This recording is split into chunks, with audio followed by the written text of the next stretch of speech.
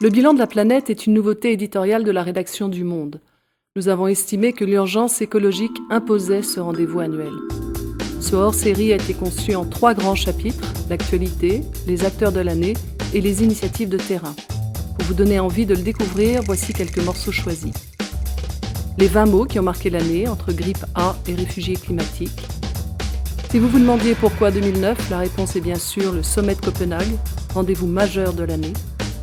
Une attention particulière à l'état de la biodiversité, qui se porte mal. Les thèmes abordés touchent aussi à la géostratégie. Quels sont les pays les mieux placés dans la course aux métaux rares? Des sujets au cœur de l'actualité, comme la remise en cause des agrocarburants, hier adulés. Les villes durables sont elles aussi à la mode, partout dans le monde. Les réfugiés climatiques, 20 millions en 2008, 200 millions d'ici à 2050, selon les Nations Unies. Passons aux 50 personnalités de l'année. Des noms déjà célèbres, mais aussi des visages peu connus. Maria Guno, par exemple, lauréate 2009 du Goldman Prize, qui s'est lancée dans une croisade anti-charbon aux États-Unis.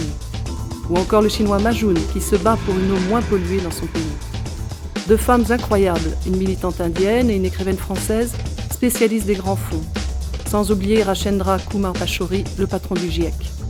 Des acteurs donc, et une mobilisation sur le terrain qui peut conduire à un futur durable. C'est la partie initiative, des pages très riches grâce au réseau des correspondants à l'étranger dont dispose le journal.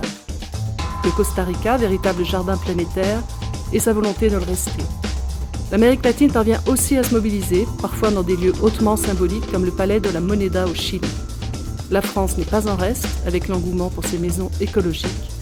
Et aux antipodes, on tente aussi de protéger la faune et la flore, sauf les opossums qui volent les œufs du kiwi, l'oiseau national.